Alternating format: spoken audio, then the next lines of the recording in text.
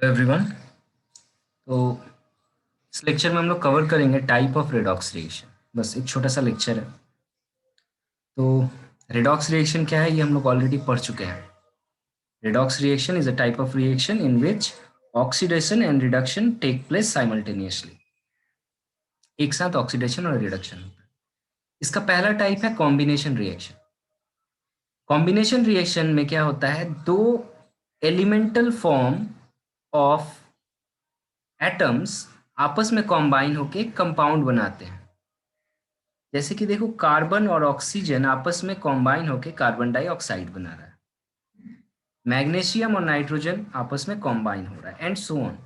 तो इसमें बेसिकली क्या होता है, कोई भी रिएक्शन जिसमें ए और बी एलिमेंटल फॉर्म में है, यहाँ पे लिखा हुआ देखो एलिमेंटल फॉर्म में है, ऐसे रिएक्शन को हम लोग कॉम्बिनेशन रिएक्शन कहते हैं।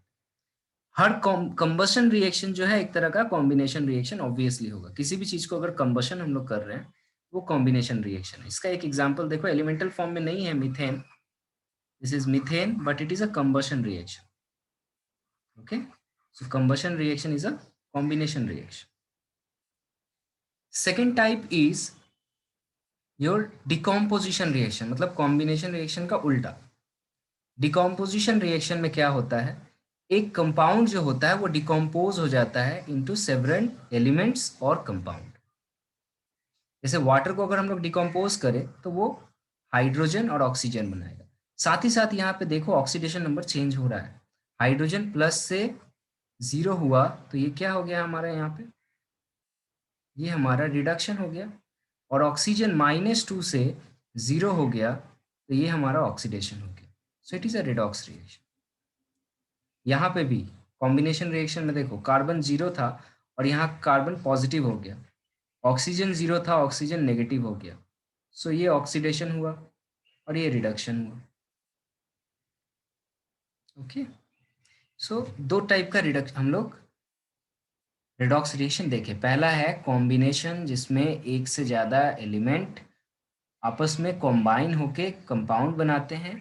और जितने सारे कंबशन रिएक्शन हैं वो सारे कॉम्बिनेशन रिएक्शन। अगर इसमें आप लोग इंडिविजुअल एक एक एलिमेंट का ऑक्सीडेशन नंबर चेंज देखोगे हर कंपाउंड में, यहाँ देखो मैग्नीशियम 0 है, यहाँ पे +2 मतलब oxidation. Nitrogen 0, nitrogen -3, so it is reduction. Okay, next type जो है वो है डिस्प्लेसमेंट रिएक्शन, और ये थोड़ा ज्यादा इंपॉर्टेंट है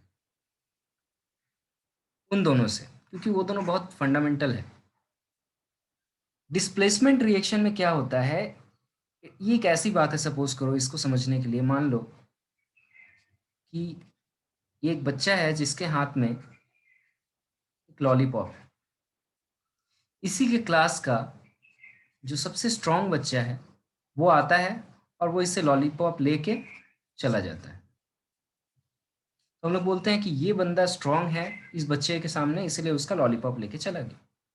मेटल्स में भी ऐसा होता है, कंपाउंड्स में। फॉर एग्जाम्पल यहाँ देखो, ये रहा कॉपर सल्फेट CuSO4। CuSO4 है, जिंक उससे स्ट्रॉन्ग रिड्यूसिंग एजेंट है। मतलब घुमा के अगर हम लोग बोले कि उससे स्ट्रॉन्ग रिड्यूसिंग एजेंट मतलब उससे ज्यादा स्ट्रॉन्ग है, तो वो क्या करेगा, वो बोलेगा कि अपना SO4 मुझे दे दो। और वो उससे देखो SO4 को छीन के लेके ZnSO4 बना देगा और कॉपर बेचारा खाली रह जाएगा।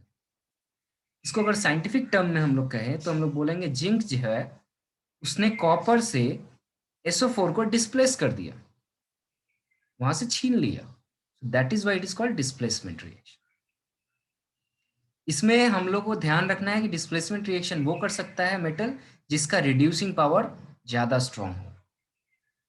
ओके, रिड्यूसिंग पावर इसलिए कहते हैं क्योंकि देखो यहाँ कॉपर का +2 था और यहाँ पे कॉपर हो गया 0, इसका मतलब कॉपर रिड्यूस्ड हुआ है। और किसने रिड्यूस किया, जिंक ने रिड्यूस किया, तो हम लोग इसको बोलेंगे इसका reducing power. Reducing power of zinc is greater than copper. Got my point. Zinc ने क्या किया, कॉपर को रिड्यूस कर दिया और खुद ऑक्सीडाइज हो गया। इसका मतलब ये बंदा रिड्यूसिंग पावर वाला है, क्योंकि देखो जिंक का यहाँ 0 है फ्री फॉर्म में और यहाँ पे +2 हो गया तो खुद ऑक्सीडाइज हो गया और दूसरे को रिड्यूस कर दिया इस बच्चे की तरह, बदमाश बच्चे की तरह, दूसरे से लॉलीपॉप लेके चला गया। उसी तरह देखो दूसरा एक एग्जाम्पल यहाँ पे है, वेनेडियम ऑक्साइड V2O5, और ये रहा कैल्शियम। कैल्शियम यहाँ 0 है और प्रोडक्ट में देखो +2 है, मतलब ऑक्सीडाइज हुआ है। और यहाँ वेनेडियम +5 फॉर्म में है और प्रोडक्ट में 0 हो गया, मतलब ये रिड्यूस हुआ है। समझ में आया? तो बेसिक जो कॉन्सेप्ट है इसका वो ये है कि एक मेटल दूसरे मेटल से डिस्प्लेस कर देगा। इसको इन जनरल मैंने ऐसे लिखा है, देखो X जो है वो स्ट्रॉन्ग है और Y जो है वो वीक है, ये वीक है। तो X ने Z को Y से छीन लिया और XZ बना दिया। तो ये मेटल्स करते हैं, तो पहला मैंने एक्सप्लेन कर दिया मेटल डिस्प्लेसमेंट रिएक्शन। दूसरा नॉन मेटल्स भी करते हैं, कुछ नॉन मेटल्स करते हैं, तो इसके लिए ट्रिक जो है वो यहाँ पे अलग कलर से दिया हुआ है, इसको याद रख सकते हैं। नॉन मेटल्स के केस में रेडॉक्स रिएक्शन होता है, हाइड्रोजन को डिस्प्लेसमेंट को हम लोग काउंट करते हैं। इसमें हम लोग काउंट करेंगे नॉन मेटल में कि हाइड्रोजन कहाँ से डिस्प्लेस हुआ है, इस कौन सा मेटल हाइड्रोजन को डिस्प्लेस कर सकता है। तो ये पहला पॉइंट है कि जितने सारे एल्कली मेटल्स होते हैं और कुछ alkaline earth metals, alkali metal अगर आपको पता हो तो मैं बता दूं, एल्कली मेटल मतलब ग्रुप 1 एलिमेंट, और एल्कलाइन अर्थ मेटल्स मतलब ग्रुप 2 एलिमेंट। ग्रुप 2 के सारे नहीं हैं, सिर्फ कैल्शियम, SR, B, ये तीन जो है डिस्प्लेस कर पाते हैं। जनरली याद रखना कि पीरियोडिक टेबल में जो ऊपर की तरफ जो एलिमेंट होते हैं ना, उनका डिस्प्लेसिंग पावर ज़्यादा होता है, नीचे जितना होगा उतना डिस्प्लेसमेंट पावर कम होते जाए। तो ये जो है ये बहुत अच्छे रिड्यूसिंग एजेंट की तरह बिहेव करते हैं। Good reductant means good reducing agent.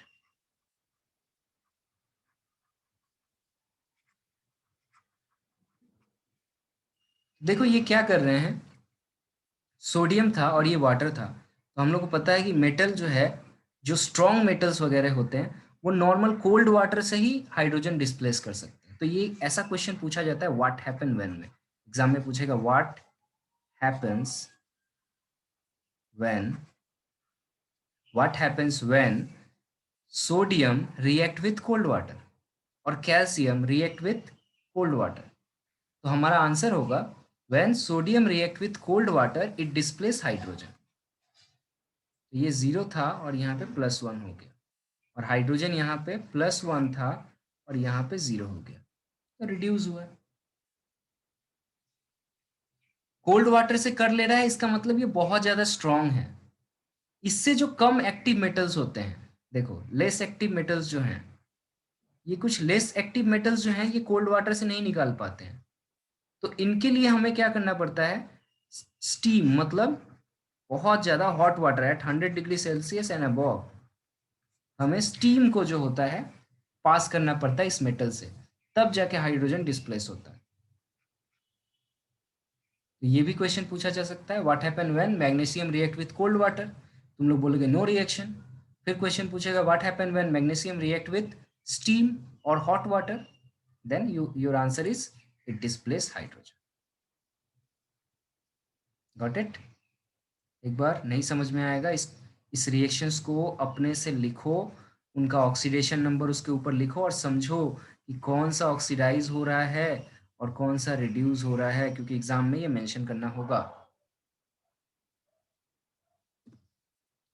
Last and the most important, last but the most important type of reaction is disproportionation reaction. Repeat, disproportionation reaction, pronunciation इसी तरह से करोगे। ये रिएक्शन बहुत बार एग्जाम में पूछा गया है और ये बहुत आसान है। ये एक ऐसा रिएक्शन है जिसमें एक कंपाउंड टूट के दो प्रोडक्ट या दो से ज्यादा प्रोडक्ट बनाएगा, जिसमें एक ही एलिमेंट का ऑक्सीडेशन भी होगा और रिडक्शन भी होगा। समझ में नहीं आया? तो यहाँ देखते हैं। यहाँ देखो हाइड्रोजन का +1 है और ऑक्सीजन का -1 है। तुम लोगों को मैंने बताया था कि परऑक्साइड बॉन्ड अगर होता है कहीं तो वहाँ ऑक्सीजन का ऑक्सीडेशन नंबर -1 होता है, और यहाँ ध्यान से देखो, ये तो हाइड्रोजन पर ऑक्साइड है जिसका स्ट्रक्चर ऐसा है, तो यहाँ हाइड्रोजन का +1 होता है और ऑक्सीजन का -1 होता है, तो ये यहाँ लिखा हुआ है। इस तरफ निकालोगे तो हमें पता है इन जनरल वाटर में ऑक्सीजन का -2 होता है, हाइड्रोजन का +1 है, और फ्री फॉर्म में ऑक्सीजन है, इसका 0 होता है।